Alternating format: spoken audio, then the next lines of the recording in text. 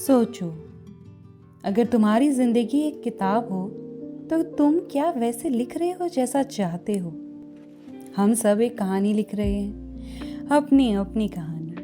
पर कभी सोचा है कितनी बार हम दूसरों के कहने पर अपनी कहानी का रुख बदल देते हैं। बचपन में हम कहानियां लिखा करते थे और उससे डरते नहीं थे, पर बड़े होते होते कहीं ना कहीं अपने ही अल्फाज हमने खो दिए हैं।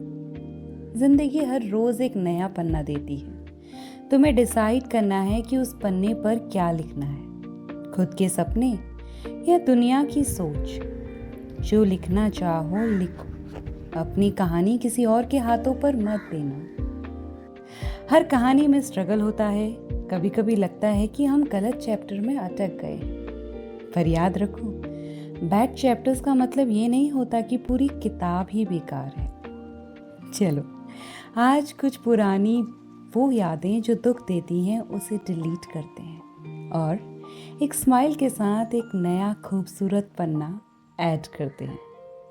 तुम्हारी किताब सिर्फ सफलता की कहानी नहीं होनी चाहिए, उसमें प्यार हो, दोस्ती हो, खुद से किए गए वादे हो, एक ऐसी कहानी जो तुम्हारे दिल को सुकून दे। अगर तुम्हें अपनी कहानी पसंद नहीं तो नया चैप्टर लिखो, कोई और नहीं, सिर्फ तुम अपनी किताब लिख सकती हो।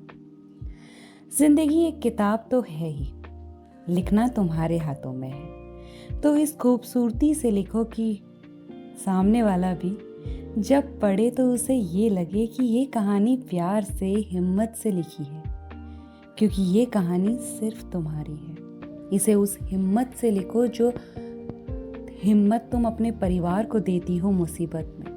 उस जज्बे से लिखो जिस जज्बे से पूरी जिम्मेदारी को निभाती हो। उस ताकत से लिखो जो ताकत तुम्हारा परिवार तुम्हें देता है।